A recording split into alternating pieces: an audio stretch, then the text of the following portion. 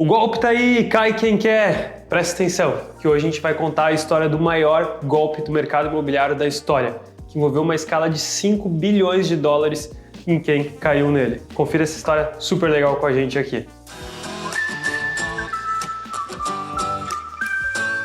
Olá, eu sou Paulo Maragno e hoje eu vou contar para você a história do maior golpe do setor imobiliário que já aconteceu. Ela foi exatamente há 200 anos atrás, envolveu um escocês e o continente americano, e ela foi na casa dos 5 bilhões de dólares, o que corrigidos para valores atuais seria em torno de 25 bilhões de reais. Para você ter uma ideia do tamanho disso, se a gente pegar o ano de 2023, isso equivale a 65% de todos os imóveis vendidos de São Paulo capital.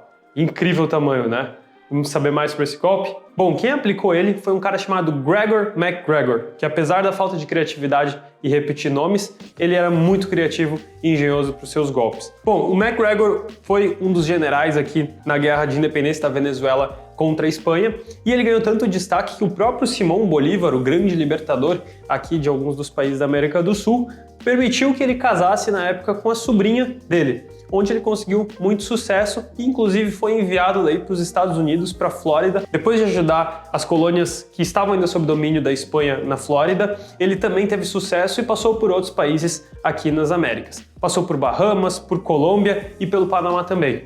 Roteiro bem mais completo, inclusive, que alguns cruzeiros de hoje em dia. Em todos esses lugares ele travou batalhas e foi muito bem sucedido com seus exércitos naquela época. Porém, apesar de todo esse sucesso militar, ele tinha uma fama de ser um covarde. Ele só descia do seu navio de comandante depois que suas tropas já tivessem invadido o local, tivessem lutado, grande parte delas morrido, e desse para ele um sinal de vitória. E foi por isso que quando ele teve a primeira grande derrota dele, que foi na Colômbia, e ele fugiu sem ajudar as suas tropas, que foram dizimadas pelos espanhóis na época, ele foi considerado como um traidor e foi expulso da região e diziam que ele estava politicamente morto por aqui pelo próprio Simão Bolívar. Foi aí que o MacGregor decidiu então voltar para o Reino Unido, onde ele morava. Porém, aí que começa o grande golpe. Antes de voltar para lá, ele fez uma paradinha estratégica na América Central, onde ele trocou algumas joias que ele tinha por 8 milhões de hectares de terras em Honduras, onde hoje atualmente é Honduras. E essa região que ele pegou as terras era conhecido como Costa dos Mosquitos. Agora, esse nome não tem nada de eufemismo. Realmente, o lugar era infestado de mosquitos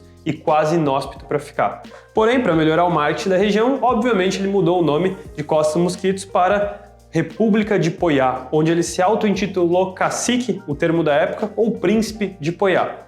Com esse título e com as suas terras em mão, voltou para a Inglaterra para começar então o seu grande golpe. E o que ele preparou de divulgação para essas terras é que elas eram tão férteis as terras que você poderia ter 3 colheitas de milho por ano, que as águas eram tão limpas que ninguém jamais passaria sede e que os rios ainda estavam repletos de ouro para ser garimpado. Esse era o grande discurso que ele ia levar para fazer o marketing das suas novas terras de Poiá.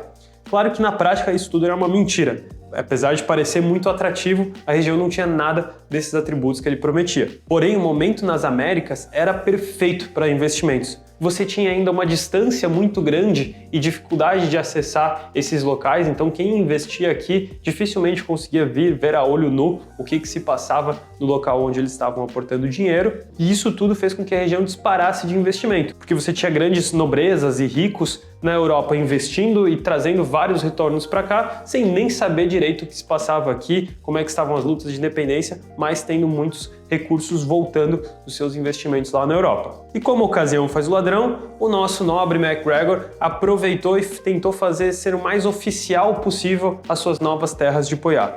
Ele chegou a fazer uma nova constituição, ele fez um próprio exército, ou pelo menos o uniforme deles, ele fez também uma liberação de terrenos para que a família real inglesa pudesse fazer uma casa em Poiá, cedida na época por prefeito de Londres. Ele contratou um escritório em Londres para fazer como se fosse a embaixada do governo de Poiá no Reino Unido, entre outras várias coisas que ele fez para tentar deixar o negócio mais sério e parecer o mais oficial possível. Bom, mas com toda essa estrutura jurídica e contábil montada, era hora de começar os negócios e fazer as divulgações da época. Nessa época, o MacGregor chegou a publicar um livro com um pseudônimo, ou seja, um outro nome, escrevendo sobre os encantos e as maravilhas das terras de Poiá.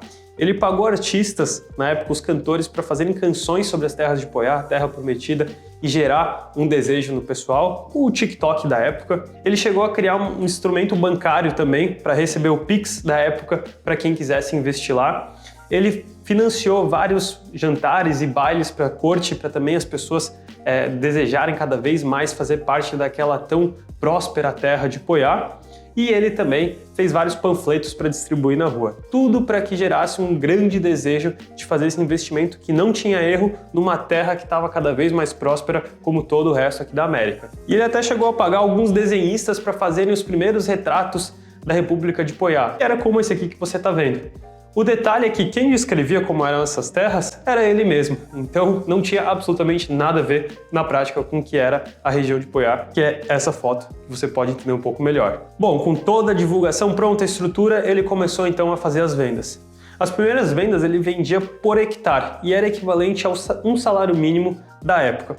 Só que o sucesso foi tão grande que logo ele dobrou o valor. E mesmo assim ele continuou vendendo de vento em polpa até ele quadruplicar o valor e vender todos os hectares possíveis das suas terras de Poiá. E no total, nas vendas desses hectares das suas terras de Poiá, ele conseguiu levantar 1,3 bilhão de libras naquela época, que corrigido aos valores atuais seria em torno de 3,6 bilhões de libras, o que nos leva aos 25 bilhões de reais.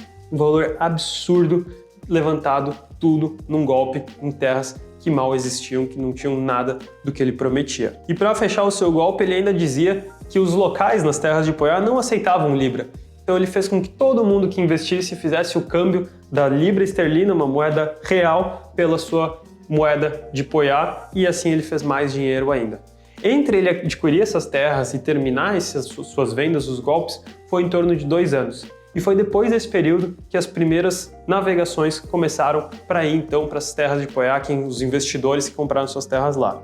Foram 7 navios que partiram da Inglaterra até a América Central, atualmente Honduras, e o problema foi que quando eles chegaram lá não tinha nada do que viram e faltavam inclusive recursos para sobrevivência. Então a maior parte deles acabou morrendo e os que sobreviveram, que foi 1/3, só sobreviveu graças a um resgate da Marinha Britânica que ainda estava pela região. MacGregor, que não era bobo nem nada, quando saíram as primeiras embarcações, fugiu para a França. Lá ele podia pelo menos ficar tranquilo, se arrepender pelos crimes que cometeu, mas ele não fez nada disso. Ele começou a aplicar o mesmo golpe vendendo as terras de Poiá lá com outros nomes, dessa vez para a nobreza francesa, que vinha recém das guerras napoleônicas, então tinha perdido muito dinheiro e queria recuperar isso com alguns investimentos que pareciam infalíveis e com ótimos retornos como o dele. O grande ponto foi que o governo francês estranhou as movimentações na época, investigaram o MacGregor, descobriram que era um golpe e prenderam ele finalmente. Bom, e quais lições que a gente pode tirar desse golpe que aconteceu há mais de 200 anos para hoje em dia? Gente, o mercado imobiliário tem muitos cases de ótimas valorizações